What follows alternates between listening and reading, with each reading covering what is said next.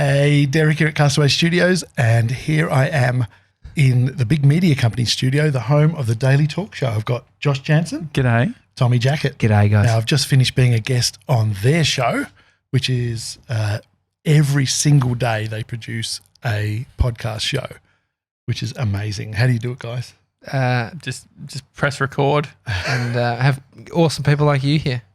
And the secret is that they've got their own studio built for their own needs. So unlike my studio that you've seen all the time, I've got to always have that studio adaptable and lots of different desks and microphones always changing. So they get to have this beautiful, tidy, awesome set that they just sit down at and do their show every day.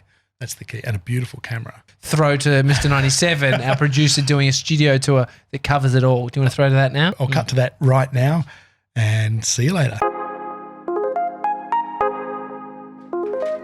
Welcome to the Daily Talk Show studio here in Abbotsford, just outside the Melbourne CBD. Come in. Welcome to level 1 of the studio. This is where we do all of our production and post-production stuff. We've got the Rode Procaster mics. They're great dynamic microphones, usually for vocals, and they look really sleek and they're really affordable, so they're fantastic.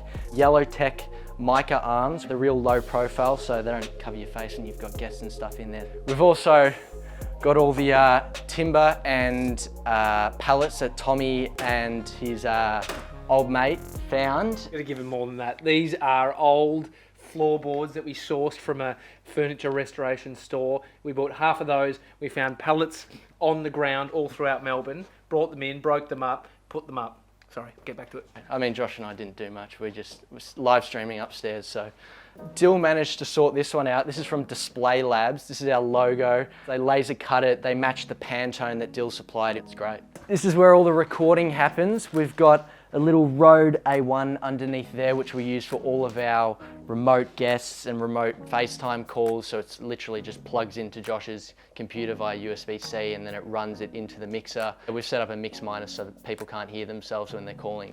We use these Audio-Technica headphones, super comfy, but we've got a little pre-Sonus amplifier there that allows everyone to have their own pair of headphones and it splits the signal coming in, so it's super easy.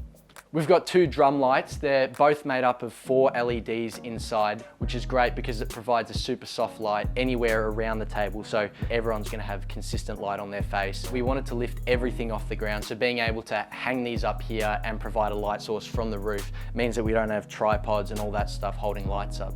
So this is the camera that we use for the show. It's a Canon C200. It's potentially a little bit overkill, but it's a great camera and we use it all for our production stuff. We've got the 24-105 on there, which is super versatile and allows us to zoom in and do stuff like weekend banter and use different shots. We've got a line in from the mixer, which allows us to have redundancy when it comes to all the audio stuff. We're using dual slot recording, which is a feature of the C200, so we've got redundancy for filming. We've also got 2 monitors. This one up here is the Atomos. It's a great monitor that allows us to put LUTs on and all that sort of stuff so we can see what the actual shot looks like when we're shooting in a flat color profile. This is the first iteration of the setup. We're just getting started with it all. Eventually we want to have multiple cameras. We want to be live streaming everything up off the ground for a real like studio feel. Now come over to where I sit.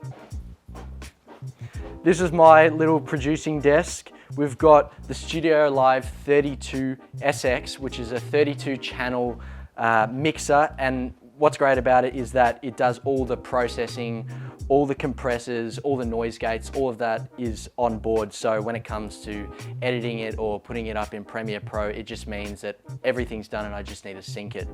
We've also dialed in all of our profiles so you can see number 1 mic is Josh, number 2 is Tommy, and so they each have their own voice profiles for all the different EQ and frequencies. It's a bit full on. It didn't start like this. It was literally 2 Rode USB microphones.